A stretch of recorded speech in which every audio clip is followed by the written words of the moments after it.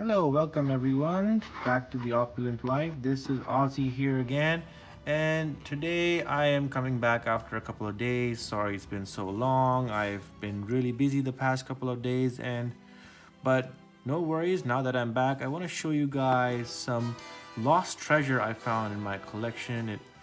As you can see here, it is a swatch, and it is one of my oldest watches in my collection. I've had it for almost 20 years now. And before I tell you more about the watch, let me give you a little bit of background on this actually. So as you can see, it's a swatch, but this is not just your regular swatch, it's a swatch Goldfinger 007 limited edition, and it was made part of a series of James Bond watches by the Swatch Group in the early 2000s. And I happen to like this particular model a lot. I didn't purchase it myself. It was a gift given to me by my mother before I went to college, and at that time I didn't really pay much attention to it. I mean I loved the watch, but I didn't really value it until I just found out recently how valuable it is now, and more on that later. But just to give you background on how I use this watch, I use this like my regular day-to-day beater watch. So it has been with me for a long time, and I've taken it to like parties, beaches, to hiking, adventure trips, God knows what.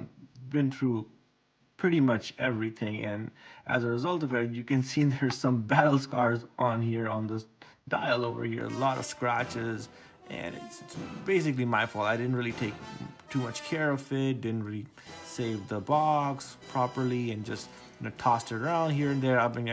I kept changing the battery, and it's held up pretty well, but other than that, really did not pay too much attention to how I should, maintain it and all that. But considering all that, I'd say it's survived quite a bit and did that job really well for that purpose. But moving on, let's show you a little bit about the watch itself. You can see it's a chronograph watch. It's approximately, I believe, 39 or 40 millimeter case. It's stainless steel with gold, 18 karat gold coating on it. Black leather strap, and you can see it has three different sub dials. This one over here on the left, top left, shows you the minutes. Top right one shows 1/10 of a second, and the bottom one is actually the seconds dial for your regular watch.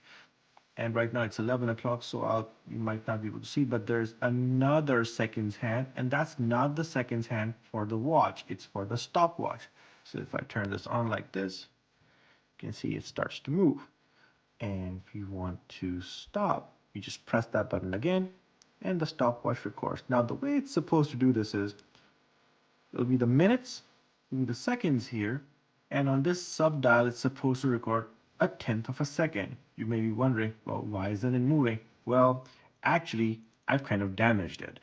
Unfortunately, what happened was this watch got misplaced some years ago, and a family member of mine, my sister actually, she turned on the chronograph and thought that she didn't realize that she had turned on the stopwatch, because in regular watches you'll see that this seconds hand normally moves just like this. But not everyone understands that this can also be part of a stopwatch. So as a result, it kept going on and on and on, and for some reason, guys, I didn't wear this watch for a whole 1.5 years during that time, and it just lay in my drawer gathering dust. And finally, when I took it out, I mean, obviously the battery was dead, because the chronograph, when it's working, it puts a lot of stress on the internal mechanism and uses more battery than normal. So it kept going on and on and on, and it was completely stuck. So when I took it to the watch shop and got the batteries replaced, it started working fine. But at that point, I didn't notice that this 10th of a second hand was not working properly. So I tried a few techniques, tried to reset it, used the manual, by putting the crown to the B position and trying to, reset it back. Like, it's supposed to go back to the normal position. Like, you can see the seconds and the minute hand are working perfectly fine, but this one is not. Now you may be wondering, is this a rotating bezel? No, it's not. A tachymeter bezel can never be rotating.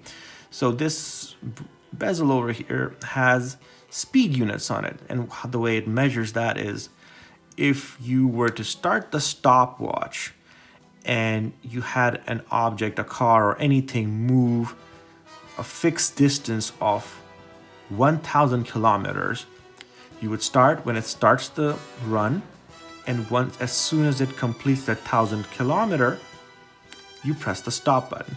And then this second hand over here points to the tachymeter and gives you the average speed of that object, or car or boat or whatever, the average speed it covered in that distance. And that's pretty cool, but I mean, it's a fixed unit. It's more of a novelty, but some people like to use it. Then there's also a date function at the 4 o'clock position. So you may be wondering that this particular watch here bears a lot of resemblance to an Omega Speedmaster, and that's true. I mean, it's not surprising because the Swatch watches, they belong to the Swatch group, obviously, and the Swatch group encompasses a variety of different brands, including Tissot, Omega, Blancpain, and including Swatch's general watches by themselves, even Longines, for that instance, Mido, a brand you probably never heard of. So these are all under their umbrella, and since Omega makes exclusive contract watches for the 007 movies, some of their line DNA can be transferred to their entry-level models like this one. For example, they made this series by Swatch to pay homage to the 007 watches. Now, I do want to let you know that this Goldfinger watch, labeled 1967 Goldfinger here, as you can see, this is not the watch that was used in the movie. In Goldfinger 1967, James Bond played by Sean Connery wears a Rolex Submariner. Now, you may be wondering, well, where was Omega at that time? Well, at that time, James Bond in the 60s, 70s, and 80s did not wear Omegas. He used to wear Rolexes, Seikos, and I think there was one movie where he had a Tag Heuer in the 80s. But after 1995, the movie GoldenEye, they just went for Omegas, and they're still doing that to this day. So the Swatch Group obviously wanted to, represent that in their entry-level line, is because Omegas, as you know, are expensive. They start at like $2,000 and plus, and their Seamaster line is, I don't know if you can find it for less than $3,000 anywhere. So, just to get everybody into the habit of 007 watches, they launched this series, and I think I bought this for, I didn't buy it, but I was gifted this for, and at that time it was $110, I believe, and the serial number on this is YCG401ME. This exact model was retailing for around $100 at that time. Now, coming to why I think it's become a collector. Well, I was just doing some regular surfing the other day, and I found that it's being traded on eBay for around $600, $700. And that was like, that is my exact watch. Is this the same serial number? I checked everything, and it turns out this has become a kind of a collector's item because it was obviously limited edition, and it's almost 20 years old now. Maybe not a lot of them have survived. Well, mine wouldn't have if it hadn't held up so well.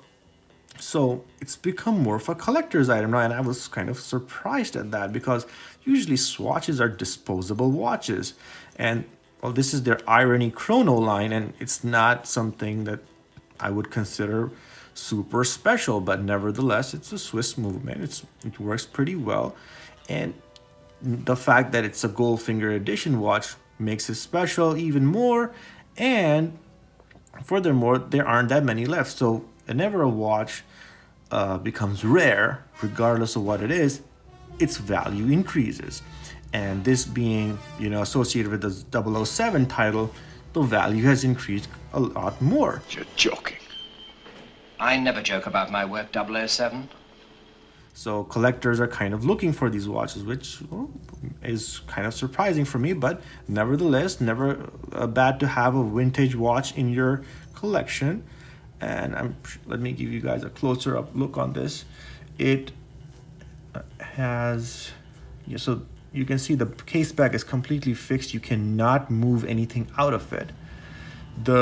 This is the port where you take out the battery cover and then you just replace the battery on it. There's nothing else you can do. You can't send these watches for servicing for whatever reason. I contacted Swatch a couple of years ago to see if it was possible to, you know, get a replacement dial, not the dial, excuse me, the crystal, because you can see it's, I'm not sure if you can see it correctly, but it has a number of scratches on it. And I was thinking, you know, maybe let's give it a refreshing look. And they said that unfortunately that's not possible because, well, they're at the end of the day, they're swatches. They're designed to be disposable Swiss timepieces, and they're not really meant to be serviced. So, and then I asked them about the centisecond timer, or the tenth of a second timer, if you call it. They said that they can't fix that either because these watches are completely fixed in their dimensions. You cannot access the movement through any means. So they said that, but they were nice enough to offer me a 30% discount in exchange when I was going to buy another watch, which was very nice of them, but I probably will not use them because I think one swatch in a collection is good enough. I probably will not get another one. And the fact that this has turned into a collector's item, I'll probably stick onto it for quite some time. And yeah, so I mean, you know, you never know what, before discarding any of your watches, do take a look on Google and eBay to see if your watch has become a collector's item or not, because you may potentially lose out on an investment, which is rare. It doesn't really happen. I don't recommend using watches as an investment source, but, you know, never hurts to know what you have can be treasure. So that was pretty much it. Another thing about this watch, it has an alligator style strap, which you can see is kind of worn out now. Another thing about this is that it's very hard to get a replacement strap because of the structure, how they've designed the pin system in here. But I guess there is some way to push the pin out and get another strap. I probably will not be doing it because of the difficulty involved. It works well for me. Maybe a little bit of polishing on the leather will do it. You can see there's a Swatch logo on this buckle clasp over here, which makes it all the more difficult to, you know, just get another strap. You would probably have to take this whole thing out, put it on the replacement strap. So that'll be another hassle, which I do not plan on undertaking. Anything else? I think I pretty much covered this watch. Oh yes, the lume on this watch is pretty fantastic. Now it's hard to tell right now. Let's see if I can turn the light off and if you can see it. You see if there's a switch I can pull. Yeah. Okay, so oh, it actually is charged up. You can see the lume is pretty decent on this. And it's surprising, after 20 years, it's still doing so well. That is unexpected. I haven't checked the lume on this in a while, but that is really good. So there you go, guys. So yeah, guys, so at the end of the day, that's all I have for you guys now. Check back in. Please do like this video and subscribe to the channel. I will be uploading more stuff as I get it in. And until then, take care, guys.